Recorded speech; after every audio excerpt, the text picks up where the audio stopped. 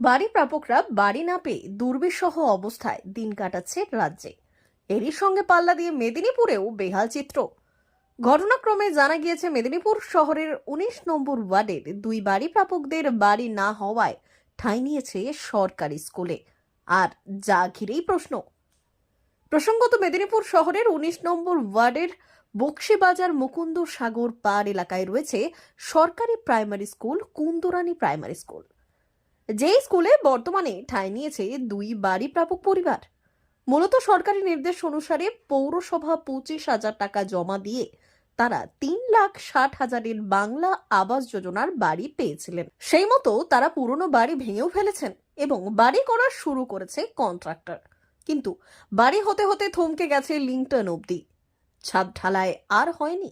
আর সেই তখন থেকে প্রায় বছর খানেক ধরে স্কুলে ঠাঁই নিয়েছে দুই পরিবার কাউন্সিলরের নির্দেশে। এখন এই কুন্দুরানী প্রাইমারি স্কুলে এই দুই পরিবারের রাধা, খাওয়া দাওয়া, ঘুমানোর সবই চলছে এক প্রকার। স্কুলের ব্ল্যাকবোর্ড, চক, ডাস্টার সব সরিয়ে দিয়ে এখন ঠাঁই নিয়েছে বালিশ, কাঁথা, বিছানা এবং টেবিল আসবাবপত্র। আর এই ঘটনায় প্রশ্ন উঠতে শুরু করেছে, কেন তাদের সরকারি স্কুলে ঠাঁই দিয়েছে কাউন্সিলর, তাও প্রশ্ন তুলেছেন অনেকে। বাড়ি প্রাপকরা বললেন, তবে বলে টাকা জমা দিয়েছিলাম, তার বিনিময়ে কিছু টাকা এসেছিল ব্যাংকে। আর তারপরে কাউন্সিলর সাহেব বললেন যে এরকম ঘর ঘর ভাঙতে হবে, ঘর হবে। আর এই কন্ট্রাক্টর এসে বললো তাড়াতাড়ি করে ঘর ভাঙুন, হ্যাঁ, আর ৩ মাসের মধ্যে ঘর হয়ে যাবে, নাহলে আমাদের টাকা পয়সা ফেরত চলে যাবে, তাড়াতাড়ি করে ঘর ভেঙে দিন, হ্যাঁ, দেরি করবেন না করে দিয়ে ঘর ভেঙে দিয়েছি। মজুর ফজুর দিয়ে ঘর ভেঙে দিয়েছি।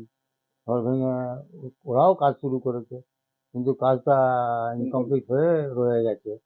এখন আদৌ কবে হবে বা কি অবস্থায় আছি, মানে আমরা নিজেরাও অন্ধকারে। এখন কিভাবে আছে? এখন এখন এই স্কুলে আছি, এই স্কুলে আছি, সরকারি স্কুলে আছে? সরকারি স্কুলেই আছে। কোন স্কুলে আছে? এটা কুন্দরানী প্রাথমিক। না, এখানে কোনো ক্লাস হচ্ছে না। আগে হতো? বহুদিন আগে হতো, বেশ কয়েক বছর বন্ধ আছে। কারণ? তা বলতে পারবো না, মাস্টার যিনি ছিলেন কয়েক বছর বন্ধ আছে। বন্ধ থাকার পরই এখানে ভোট হয়, তবে ভোট হয়, প্রতি বছর ভোট হয়।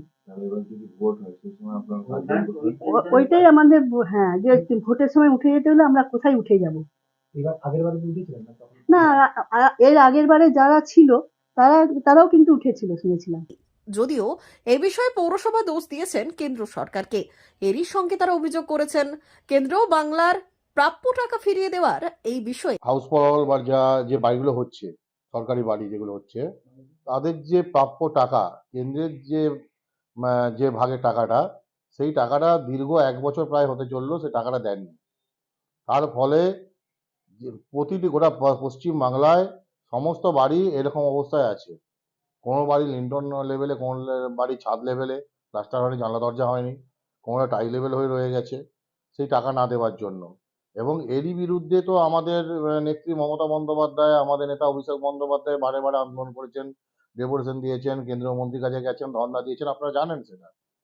আমাদের তো এই দুটোই প্রধান দাবি ছিল, যে ১০০ দিনের কাজের টাকা এবং এই আবাস যোজনার টাকা, এই দুটো যে রাজ্যের প্রাপ্য টাকা, সেই টাকা দীর্ঘদিন ধরে আটকে রেখেছে এবং রাজ্যের মানুষকে, রাজ্যের গরিব মানুষদের মাথার উপর যে ছাদ, সেই ছাদ কেড়ে নেওয়ার চেষ্টা করছে কেন্দ্রের বিজেপি সরকার।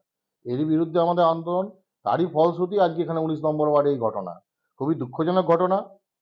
আমরা ওয়ার্ড কাউন্সিলরের সাথে আলোচনা করছি, আমি পৌর প্রধান এবং ওয়ার্ড কাউন্সিলরের সঙ্গে আলোচনা করে বিষয়টি খুব দ্রুত যাতে সমাধান করা যায় দেখছি। যেহেতু প্রাইমারি স্কুলে আপনারা বলছেন সরকারি স্কুলে আছে, তো স্কুল তো চলবে, ওদেরকে অন্য জায়গায় কোনো ভালো জায়গায়, সুরক্ষিত জায়গায় শিফট করা যায় কিনা সেটা আমরা দেখছি।